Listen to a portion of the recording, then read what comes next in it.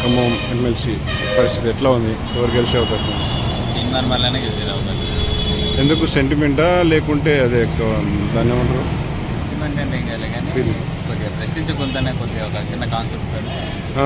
అంటే గతంలో ఓడిపోయిందనే ఒక ఇది సింపతి కూడా ఉంటుంది కదా, అంతేనా? దాని మీద ఉందా? అందులో అధికారంలో పార్టీ ఉంది కాబట్టి అట్లానే. ఇంకా మిగతా ఇప్పుడు బీజేపీ అంటారు కదా, ఎక్కువ యూత్ బీజేపీ అంటారు కదా జనరల్గా.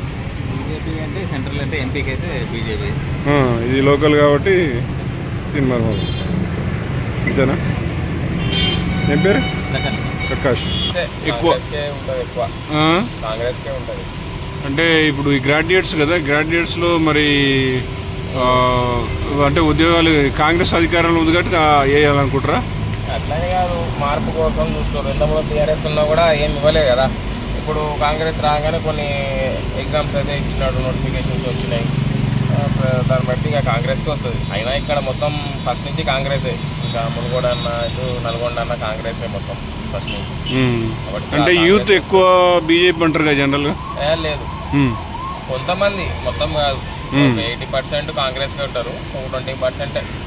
అంటే అది కూడా బీజేపీ అనేది ఓన్లీ నేషనల్ లెవెల్లో చూస్తారు తప్ప ఇక్కడ లేదనేది లెవెల్లో అయితే చూడరు.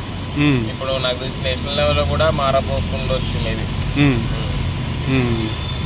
ఇంకొక ఆయన బీఆర్ఎస్ నుంచి కూడా ఆయన పల్లారాజు ప్లేస్లో ఆయన పేరు రాకేష్ రెడ్డి చేస్తున్నారు. ఆయనకి ఏమైనా పేరు ఉందా? అసలు ఇక్కడ ఏం లేదు.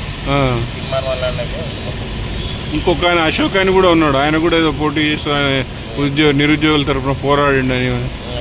అట్లా కూడా ఏం లేదా? ఏదన్నా కాంగ్రెస్ ఇక్కడ. ఏం పేరు? ఏం పేరు? అన్వర్. Okay, thank you.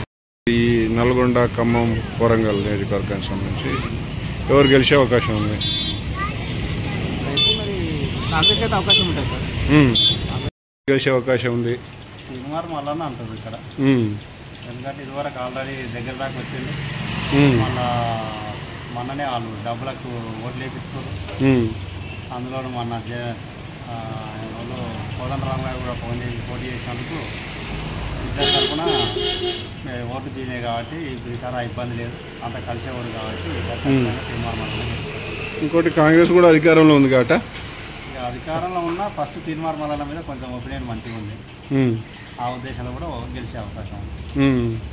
ఎక్కువ మంది అంటే ఇప్పుడు ఆయన పేరు రాకేష్ రెడ్డి, ఎవరు బీఆర్ఎస్ నుంచి ఉంది కదా, ఆయన బీజేపీ నుంచి వచ్చి అలా ఆయనకి ఏమైనా ఉందా ఒపీనియన్? ఆయన బీజేపీ అనేది ఇక్కడ తక్కువ.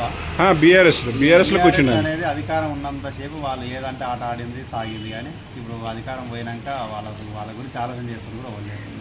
రెండో స్థానం వస్తే ఒకవేళ బీజేపీ వస్తుంది, కానీ బీఆర్ఎస్ అనేది రాదు. ఓకే, ఏం పేరు? జిల్లా మార్కండే. ఓకే.